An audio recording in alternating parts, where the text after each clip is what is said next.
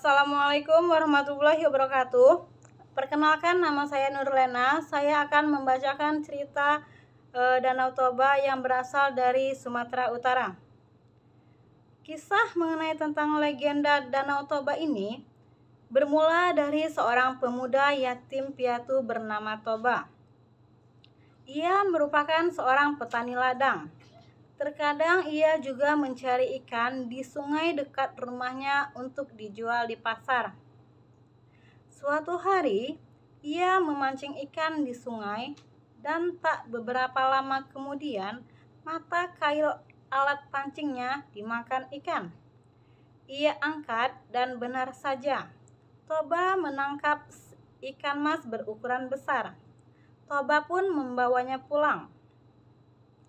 Sesampainya di rumah, tiba-tiba ikan yang ia bawa berubah menjadi seorang perempuan cantik dan berkata, "Tuan, aku adalah seseorang yang mendapat kutukan dari dewa karena melanggar aturan.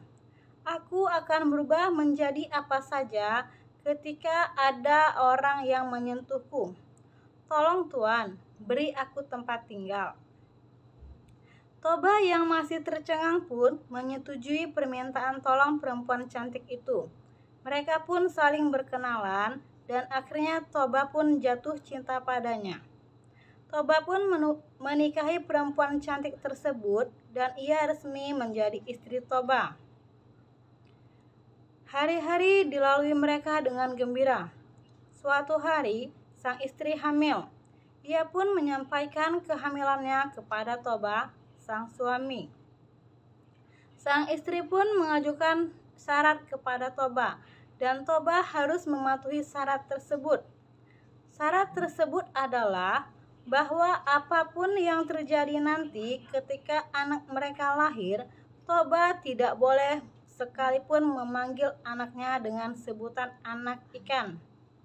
Semarah apapun Toba pada sang anak, ia tak boleh memarahi anaknya dengan menyebut asal-usul ibunya. Toba pun menyetujui persyaratan tersebut. Suatu hari, sang anak pun lahir. Ternyata sang istri melahirkan anak laki-laki. Toba sangat bersukacita dengan kelahiran anak pertamanya itu.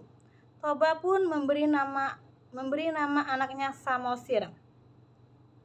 Samosir tumbuh menjadi anak yang sehat. Hanya saja sayangnya Samosir sedikit pemalas.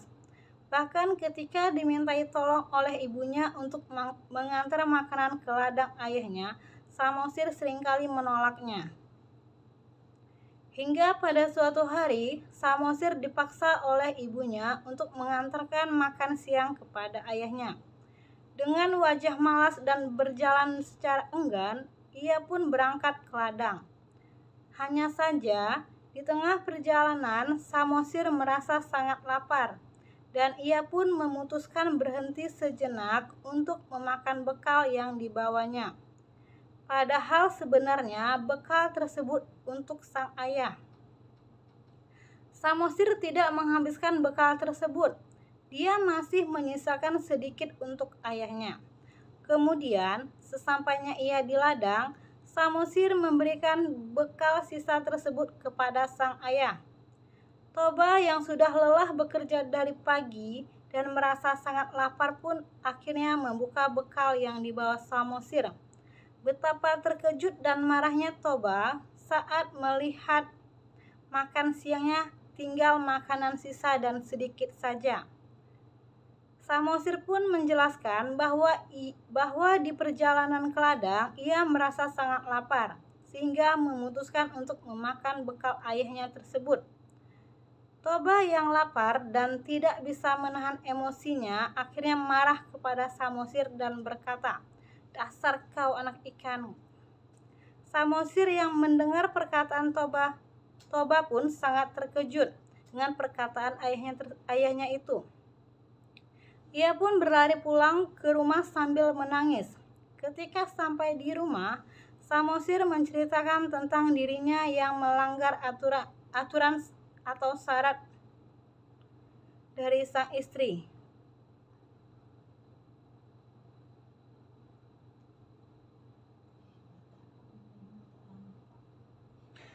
Istri Toba tentu sangat sedih dan kecewa karena suaminya itu sudah melanggar janji yang dipersyaratkan sang istri. Beberapa saat kemudian, Samosir dan ibunya menghilang. Kemudian tanah yang dipijak oleh Toba menyemburkan air besar hingga membentuk suatu danau. Danau tersebut yang diberi nama sebagai Danau Toba. Kemudian pulau kecil di tengahnya yang dipercaya merupakan tempat Samosir dan ibunya menghilang diberi nama Pulau Samosir. Di danau ini pula dipercaya hidup ikan mas ajaib yang merupakan jelmaan istri Toba. Demikianlah cerita asal-usul legenda Danau Toba dari Sumatera Utara. Terima kasih.